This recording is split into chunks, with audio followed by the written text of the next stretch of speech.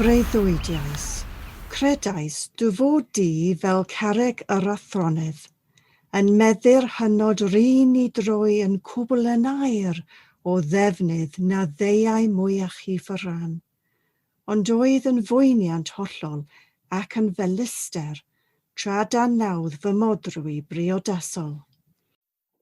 Sarah Jane Rees won the Bardic chair. She was the first woman to win the Bardic chair in 1865.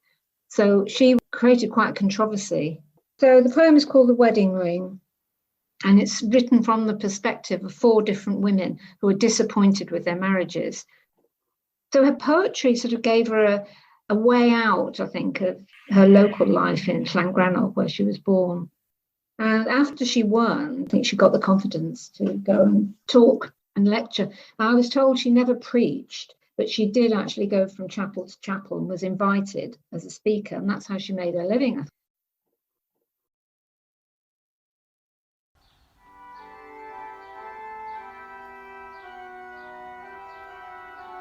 St Paul's is situated on the top of Great Darkgate Street in Aberystwyth. It was opened in 1879 and was a new chapel for the Welsh Wesleyan Methodists. The site chosen was previously occupied by the Jolly Sailors Public House, and at the laying of the foundation stone, the Aberystwyth Observer noted that it is not often that, so to speak, the devil makes way for God, or plainly, a temple dedicated to the worship of Bacchus is transformed into a temple for the worship of God.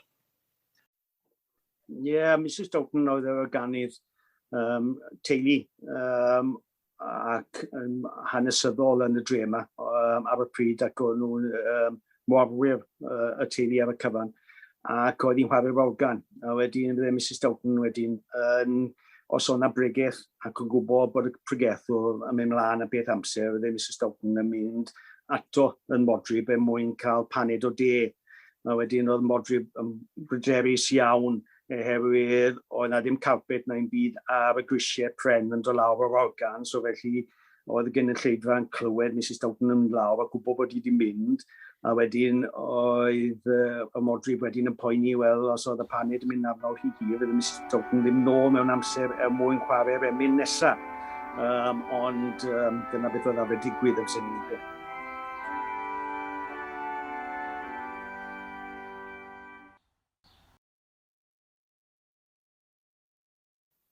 Coeden ein hatgofion, math plant wedi tyfu dan ganghennau dy ddisg, balchder y tlodion, yn ymun o ledled Cymru I roi ceiniog I addysg. So Dorothy Bonergy was from a Hindu family in India. Dorothy came to Aberystwyth in 1912. Dorothy was already a good poet, but many people ask, how could she have won the chair at the College Eisteddfod in 1914 with a poem written in English? Ar un adeg, calon Prifysgol Cymru yn Aberystwyth oedd yr adeilad hardd hwn, yr hen goleg. Mae ein stori yn digwydd yn gynnar yn y 1950au. Rhedodd papur newydd poblogaidd cyfres o erthyglau syfrdanol am ddiplomydd o'r enw Guy Burgess.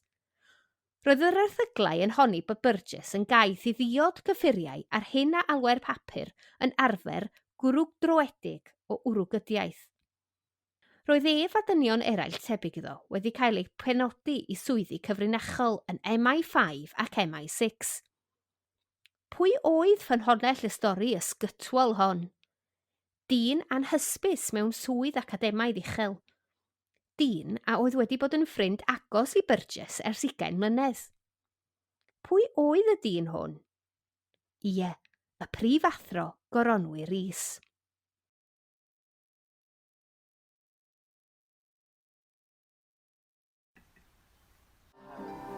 Howling winds and surging waves behind an old hidden brown door. Welsh outback lesbians, a night of our own. This was my family, felt like my home. So one night a month we were running the bar and it was super quiet and You know, we were just trying to do the rowing club a favour, like we'll invite some friends. And then this happened over a couple of months and it turned out all of our friends were queer women. So first of all, it was just people we knew, and then it was their friends, and then it was people we had no idea who they were. So it became like a kind of date thing, you know, that like if people had a new woman, like they'd bring her down the boat club and treat her to a bottle of Prosecco.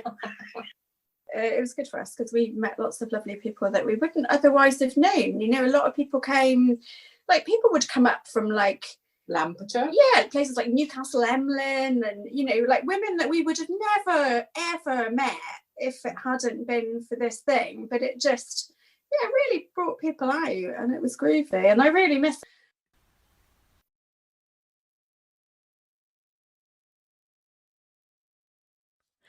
Oh, I do like to be beside the seaside. Oh, I do like to be beside the sea, where the brass band plays tiddly-om-pom-pom.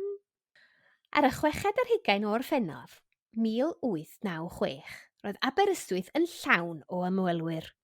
O ben bore roedd pobl wedi llifo i'r dref ar drenau gwybdaeth o bob rhan o Gymru. Brysiodd Mae i lawr heol y wig, yn syth oddi ar y tren ar ôl bod yn perfformio ei act dynwaredwr merched yn Hippodrome Birmingham. Roedd nawr yn ôl yn Aberystwyth yn dilyn y galw poblogaidd amdano, yn barod am ei ymddangosiad cyntaf o flaen y brenhindod. Roedd Percy i ddymwared Miss Kate Vaughan, a oedd yn enwog am ei dawn sgert. Fersiwn gwylaidd o'r cancan. Aeth y gynulleidfa yn wyllt am Miss Kate Vaughan, cafodd pawb ei swyno. Roedd cynger mawrddeddog y promenad yn llwyddiant mawr. The Prom has carried on being an important place. It's a safe place, even in lockdown. Aberystwyth is shaped, towns on the seaside are shaped so differently from towns inland. And Aberystwyth is like a moon, a half moon, really. The Prom is such an important place where we can be in the open and be visible. And these events are the opportunities for all of us to, interact with the people and understand their culture as well. And Wales is beautiful, There's a lot to explore. The best remedy for mental health, to be happy, is a sunset walk on Prom.